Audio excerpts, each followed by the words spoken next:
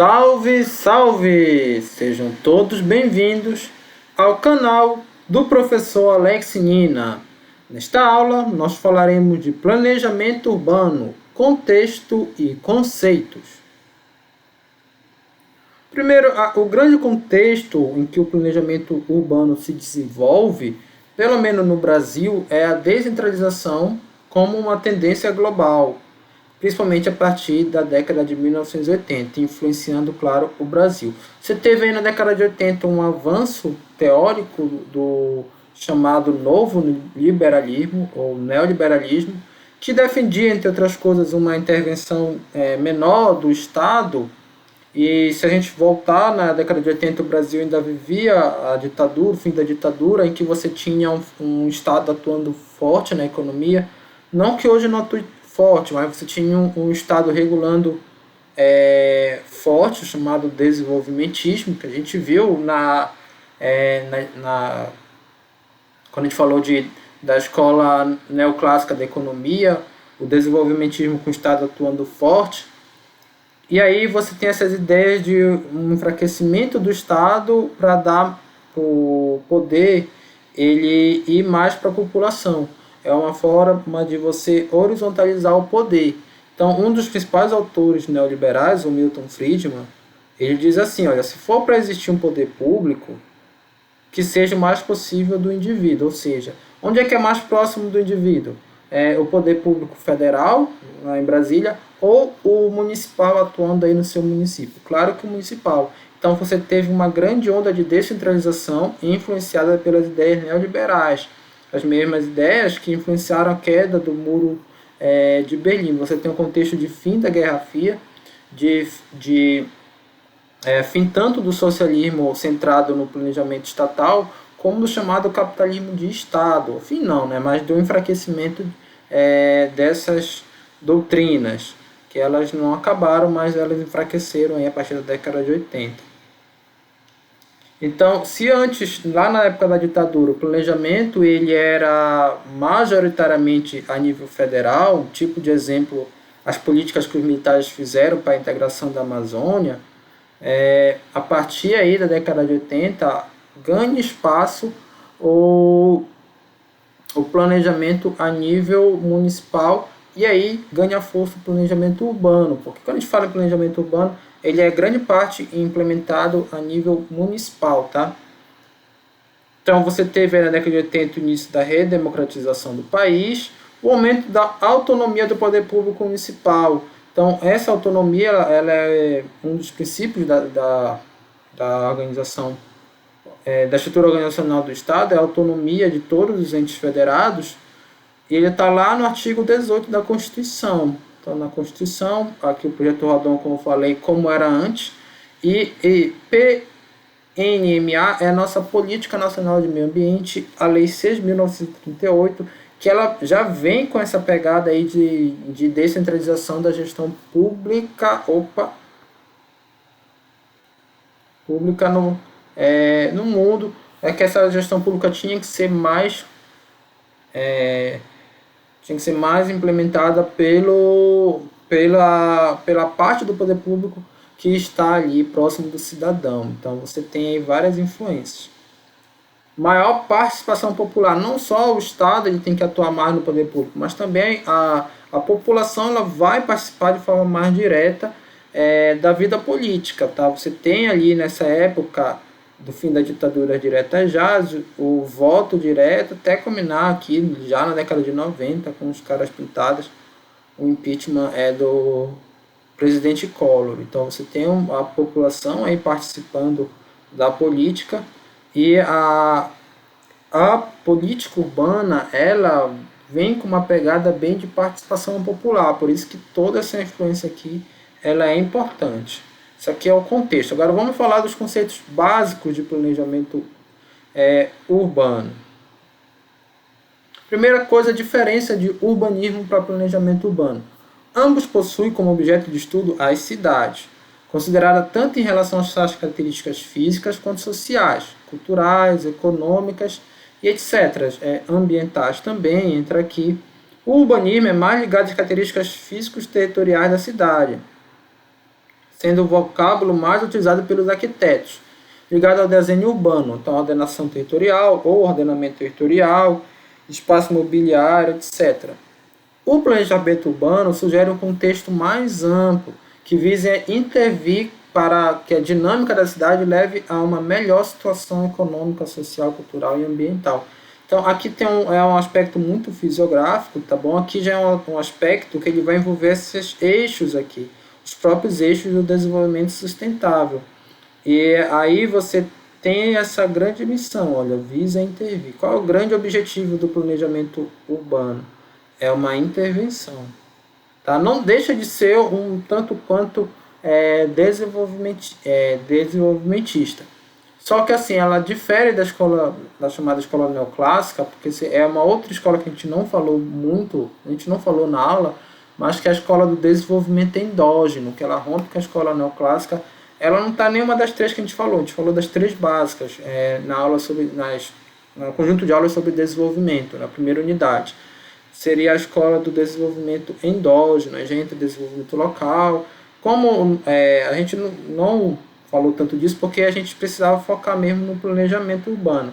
Mas mesmo o desenvolvimento endógeno ele tem essa ideia aqui de intervenção, embora uma intervenção menor do que uma escola desenvolvimentista e uma intervenção mais próxima do governo municipal do que federal.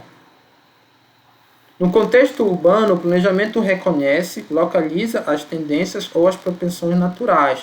Então, toda cidade ela vai ter aqui tendências positivas e propensões naturais. E o objetivo do planejamento urbano é potencializar essas tendências positivas e amenizar as tendências negativas. Para isso, estabelece regras de ocupação de solo, define as principais estratégias, políticas do município, estabelecendo restrições, proibições e limitações. Olha lá, objetivo potencializar as tendências positivas ou conter as tendências negativas. Então, por outro lado, definir o que é positivo e o que é negativo é subjetivo. Então entra toda a questão política também aqui.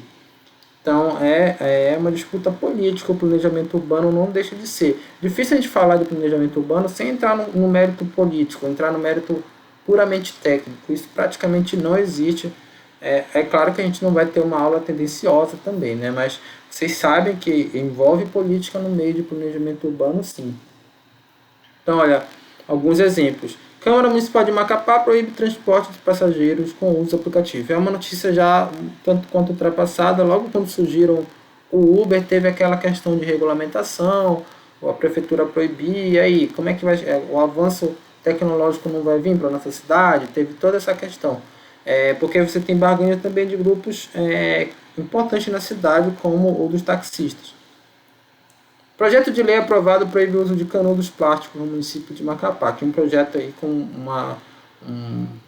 uma tendência ambiental, né? Evitar esses plásticos aqui de canudo. A gente sabe do problema sério que são os plásticos nos oceanos. Então, você tem também políticas agindo local e pensando globalmente. O planejamento urbano não é restrito a uma disciplina específica. O campo se abre para conhecimentos e metodologias, que abrange aspectos da sociologia, da economia, da engenharia, da geografia, do direito e da administração. Esta última área está sendo mais valorizada por trazer instrumentos novos à gestão da cidade. Eu coloquei aqui entre aspas, porque eu sou suspeito para falar, que eu sou administrador. Mas foi o Duarte, ele não é, tá? Então ele está falando que a administração ela está sendo mais valorizada no que tange ao planejamento urbano. Por quê? Você traz esses novos instrumentos de gestão. Na verdade, naquela pegada que eu falei do neoliberalismo e da descentralização, também surgiu uma reformulação, principalmente na década de 90, do Estado brasileiro, a chamada nova gestão pública. O que foi isso? Você pegou mecanismos de gestão privada, como as leis orçamentárias são muito baseadas nesse mecanismo. Então, mecanismos de gestão privadas e adaptou para a gestão pública. Você trouxe lá a questão da gestão por resultados de eficiência, eficácia, efetividade. E aí, quem estuda essa parte de gestão é a administração. Então, a chamada modernização da gestão pública, ela vai beber na fonte da administração para chegar aqui ao planejamento urbano, tá bom?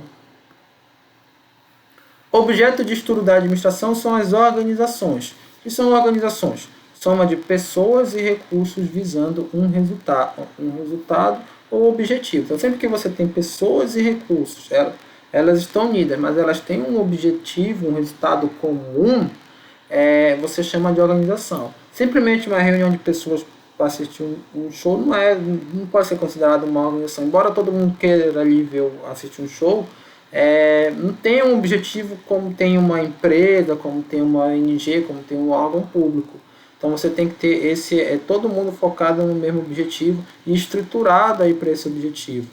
Na perspectiva administrativa, a cidade é considerada uma organização. Quando a gente fala em planejamento urbano, é considerar a cidade como uma organização.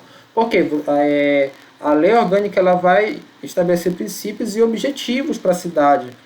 Ela vai estabelecer talvez um objetivo turístico para a cidade, talvez um objetivo de melhorar a economia, de reduzir a desigualdade, enfim, vai estabelecer uma série de objetivos. E aí essa perspectiva de organizações que a administração estuda, ela é interessante. Toda organização pode ser gerida por ferramentas específicas. Existem várias ferramentas de gestão e uma das mais conhecidas e difundidas na administração é o chamado ciclo PDCA. Então, é uma ferramenta de melhoria contínua de gestão, que ela é um ciclo, então ela não tem início nem fim. Só que, para questões didáticas, a gente diz que ela começa com planejar.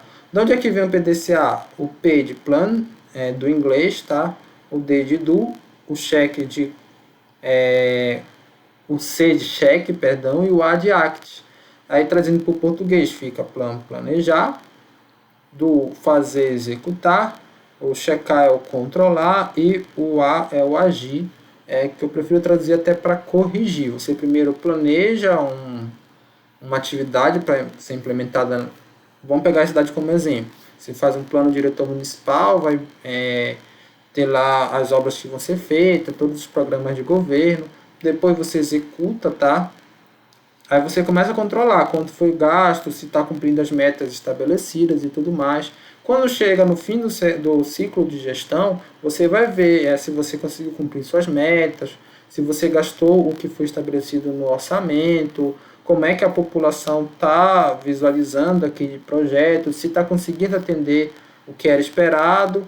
E aí, com base nesse feedback, você vai buscar fazer um replanejamento e o ciclo começa novamente. Então, o ciclo PDCA ele é muito utilizado aí na gestão urbana, mas é uma ferramenta que vem lá da gestão privada. Questões para o planejamento urbano. Quais os objetivos? Quais os recursos disponíveis? Quais os contextos? Não é raro encontrarmos um processo de planejamento com abundância de dados, envolvimento de profissionais de alto nível, instrumentos e metodologias de excelente qualidade. Então, tudo isso tem. Mas não responde a uma pergunta básica: para quê? Então, às vezes, a pessoa sai coletando dados adoidado, tem bons profissionais, mas não tem um norte. E aí a gente fala em administração de objetivos estratégicos. A estratégia de uma organização, seja uma empresa, seja um órgão público, seja uma cidade, ela depende ali do que é planejado, do objetivo maior, da chamada missão dessa organização. Então, definir o objetivo da cidade é fundamental. É essencial aqui na palavra da arte. Por que ele é essencial? São os objetivos que motivam a equipe durante a elaboração do planejamento, incentivando a busca por soluções inovadoras. A gente cada vez mais fala em planejamento urbano como algo feito pela coletividade, tá? Por todos os cidadãos. Embora a gente eleja um prefeito, uma Câmara de Vereadores, o chamado Plano Diretor Municipal, ele em sua essência, ele deve ser, o Estatuto da Cidade estabelece, participativo. Então, todo cidadão ele tem direito a participar do processo de elaboração do plano diretor de sua cidade. E aí, quando você estabelece um objetivo que é aquele que a população quer, essa população é mais motivada para elaborar o planejamento e também para botar na prática. o que foi planejado. Olha. O objetivo também serve de filtro para determinar qual amplitude e a profundidade que são necessárias nas informações requeridas. Então, quando você tem um objetivo, você não vai mais coletar dados de qualquer forma e gastar tempo com isso. Você vai coletar dados que sejam úteis para aquele objetivo que você quer. São balizas que orientam quando a execução do plano, então falei que ela motiva a elaboração, mas também a execução, os procedimentos de ajustes provocados pelas inevitáveis alterações do contexto externo. Então sempre tem aí uma alteração, e aí você não tem que perder seu objetivo maior de foco, para que não deixe que essa alteração ela se lhe distancie do objetivo. Na verdade, você tem que adaptar o objetivo conforme vai tendo aí alterações no chamado contexto externo. Então aqui a principal referência dessa aula é o livro do Duarte, Planejamento Urbano, tá?